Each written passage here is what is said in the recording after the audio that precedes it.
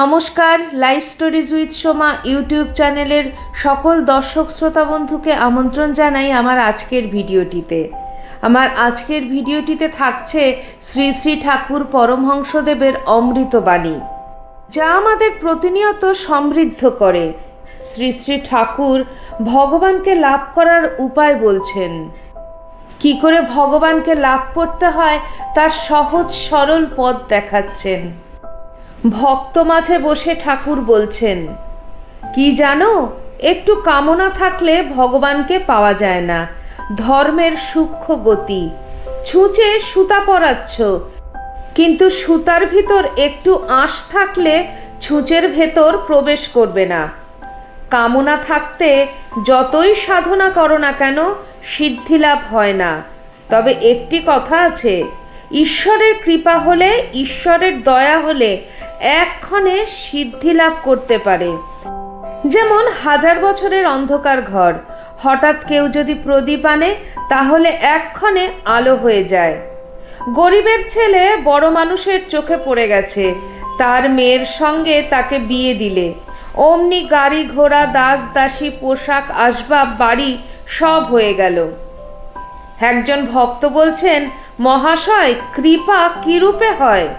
ঠাকুর বলছেন, ঈশ্বর বালক স্বভাব। যেমন কোনো ছেলে কোঁচড়ে রত্ন লয়ে বসে আছে, কত লোক রাস্তা দিয়ে চলে যাচ্ছে, অনেকে তার কাছে রত্ন চাচ্ছে, কিন্তু সে কাপড়ে হাত চেপে মুখ ফিরিয়ে বলে, না আমি দেব না। আবার হয়তো যে চায়নি চলে যাচ্ছে, পেছনে পেছনে দৌড়ে গিয়ে সেধে তাকে দিয়ে ফেলে। ঠাকুর বলছেন, ত্যাগ না হলে ঈশ্বরকে পাওয়া যায় না। নরেন্দ্রনাথ সম্বন্ধে ঠাকুর বলছেন, নরেন্দ্র যখন প্রথম আসে ওর বুকে হাত দিতে বেহুশ হয়ে গেল। তারপর চৈতন্য হলে কেঁদে বলতে লাগলো, ওগো আমায় এমন করলে কেন? আমার যে বাবা আছে, আমার যে মা আছে গো, আমার করা এটি অজ্ঞান থেকে হয়। শ্রী শ্রী ঠাকুর এ প্রসঙ্গে একটি অসাধারণ গল্প বললেন। ঠাকুর বললেন, একজন গুরু একজন শিষ্যকে বললেন, সংসার মিথ্যা, তুই আমার সঙ্গে আয়। শিষ্য বললে, ঠাকুর এরা আমায় এত ভালোবাসে, আমার বাপ, আমার মা, আমার স্ত্রী, এদের ছেড়ে কেমন করে যাব? গুরু বললেন, তুই আমার করছিস বটে, আর বলছিস ওরা ভালোবাসে, কিন্তু ওসব ভুল। আমি তোকে একটা ফন্দি শিখিয়ে দিচ্ছি, সেইটি করিস, তাহলে বুঝবি সত্য ভালোবাসে কিনা। এই বলে একটা ওষুধের বড়ি তার হাতে দিয়ে বললেন, এইটি খাস, তাহলে মরার মতন হয়ে যাবি, তোর জ্ঞান যাবে না, সব দেখতে এবং শুনতে পাবি। তারপর আমি গেলে তোর ক্রমে ক্রমে পূর্বাবস্থা হবে। গুরুর কথা মতো শিষ্যটি ঠিক ঐরূপ করল। বাড়িতে কান্নাকাটি পড়ে গেল। মা স্ত্রী সকলে আছাড়ি পিছাড়ি দিয়ে কাঁদছে। এমন সময় একটি ব্রাহ্মণ এসে বললে, কি হয়েছে গা? তারা সকলে বললে, এ ছেলেটি মারা গেছে। ব্রাহ্মণ মরা মানুষের হাত দেখে বললেন, সে কি, এ তো মরে নাই, আমি একটি ঔষধ দিচ্ছি, খেলেই সব সেরে যাবে। বাড়ির সকলে তখন যেন হাতে স্বর্গ পেল।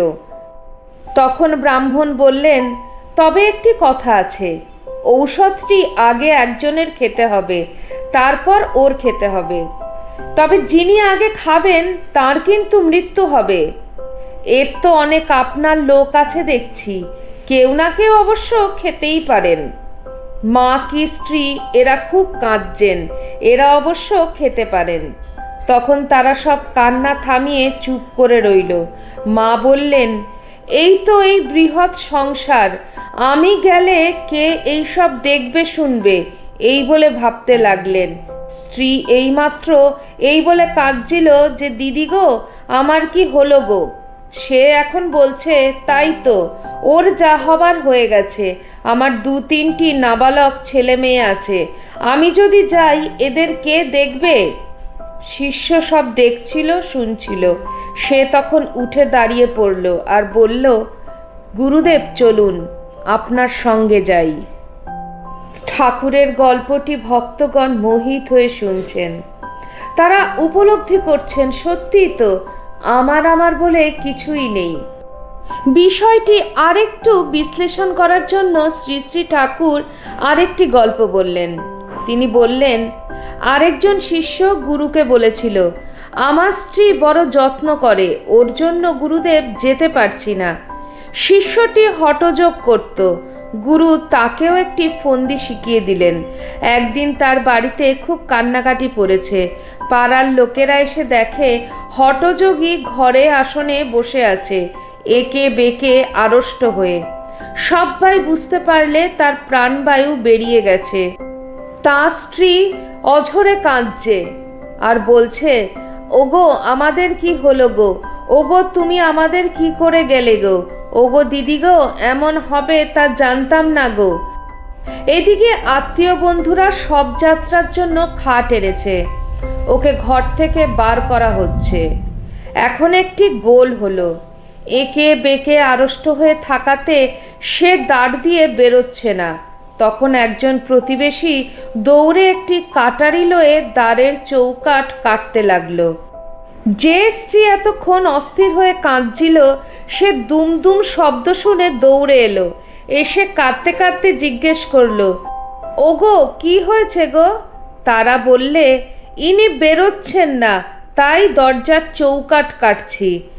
অমনি স্ত্রী বললে, ওগো অমন কর্ম করো না গো, আমার আর দেখবার লোক কেউ নেই, কটি নাবালক ছেলেকে মানুষ করতে হবে, এ দোয়ার গেলে আর তো হবে না। ওগো ওর যা হবার তা তো হয়ে গেছে, হাত পা ওর কেটে দাও। এদিকে হঠযোগী সব শুনছে।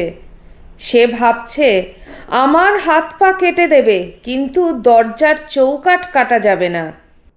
সে উঠে দাঁড়িয়ে পড়ল। সমস্ত ঘটনাই সে নিজের কানে শুনেছে।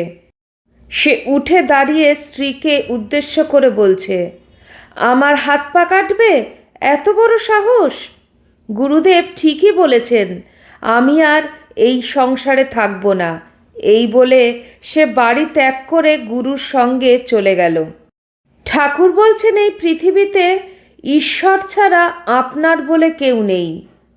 অনেকে ঢং করে শোক করে, কাঁদতে হবে জেনে আগে থেকে নথ খোলে, তারপর আর সব গহনা খুলে বাক্সের ভেতর চাবি দিয়ে রেখে দেয়, তারপর আছড়ে এসে পড়ে আর কাঁদে, ওগো দিদি গো, আমার কি হলো গো। শ্রী শ্রী ঠাকুর অসাধারণ দুটি গল্পের উপমা দিয়ে আমাদের বুঝিয়ে দিলেন, সংসারে আমরা যাকে নিজের ভাবি কেউই আমাদের নিজের নয়, একমাত্র নিজের বলতে আমাদের ঈশ্বর। আপনাদের ভিডিওটি কেমন লাগলো অবশ্যই কমেন্ট সেকশনে কমেন্ট করে জানাবেন। চ্যানেলের নতুন বন্ধুদের কাছে একান্ত অনুরোধ, চ্যানেলটি সাবস্ক্রাইব করে আমার পাশে থাকবেন আর পাশে থাকা বেল আইকনটি অবশ্যই ক্লিক করে দেবেন, যাতে আমার পরবর্তী ভিডিওতে আপনার সঙ্গে আমার আবার দেখা হয়। আজ এই পর্যন্তই। সবাই ভালো থাকবেন, সুস্থ থাকবেন। আবার খুব শিগগিরই দেখা হচ্ছে আপনাদের সঙ্গে কোনো একটি নতুন ভিডিওতে। জয় ঠাকুর, জয় মা, জয় স্বামীজি।